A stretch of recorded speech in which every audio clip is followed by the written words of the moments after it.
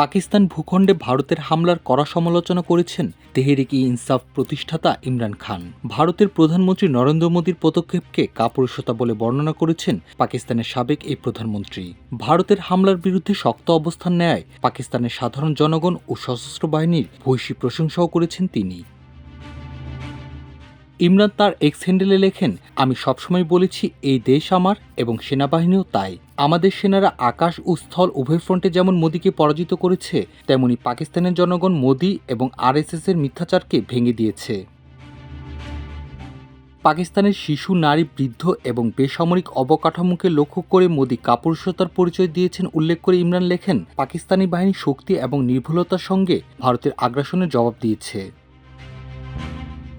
কাপুরুষিত হামলায় শহীদ বেসামরিক এবং সামরিক সদস্যের পরিবারের সঙ্গে সংহতি জানিয়ে ইমরান খান আরও লেখেন, বিমান বাহিনী সহ সামরিক সদস্যের পেশাদারিত্ব এবং অসাধারণ কর্মক্ষমতার জন্য শ্রদ্ধা জানাচ্ছি আমি। জানান, বেসামরিক মানুষ এবং অবকাঠামোকে লক্ষ্য করে মোদী যে হামলা চালিয়েছে তার জবাবে হামলায় সরাসরি জড়িত বিমান এবং সামরিক স্থাপনাগুলোকে সফলভাবে আঘাত এনেছে পাকিস্তান।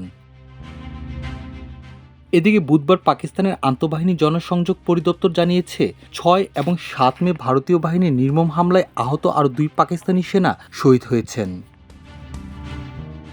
সেনাবাহিনীর মিডিয়া শাখার জারি করা এক বিবৃতিতে বলা হয়, সাহস এবং অটল সংকল্পের সঙ্গে মাতৃভূমিকে রক্ষা করতে গিয়ে আরও ২ বীর সন্তান শাহাদত বরণ করেছেন। তারা হাসপাতালে ভর্তি ছিলেন। এতে আরও বলা হয়, এই নিয়ে পাকিস্তানের সশস্ত্র বাহিনীর মোট শহীদের সংখ্যা ১৩ জনে দাঁড়িয়েছে। কর্তব্যরত অবস্থায় আহত হয়েছেন ৭৮ জন। অন্যদিকে পাকিস্তানকে সমর্থনের অভিযোগে চীন ও তুরস্কের রাষ্ট্রীয় গণমাধ্যমের এক্স অ্যাকাউন্ট ব্লক করেছে ভারত। দেশটির পক্ষ থেকে বলা হয়েছে, ভুয়া ও মিথ্যা তথ্য প্রচার হচ্ছিল এসব অ্যাকাউন্টে।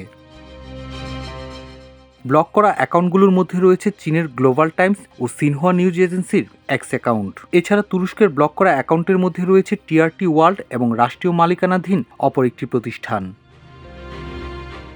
এই ঘটনার পাশাপাশি আবারও অরুণাচল প্রদেশকে ঘিরে চীনের ভূখণ্ড দাবি এবং নামকরণ প্রচেষ্টার তীব্র প্রতিবাদ জানিয়েছে ভারত। মাল্টিমিডিয়া ডেস্ক, আমার দেশ।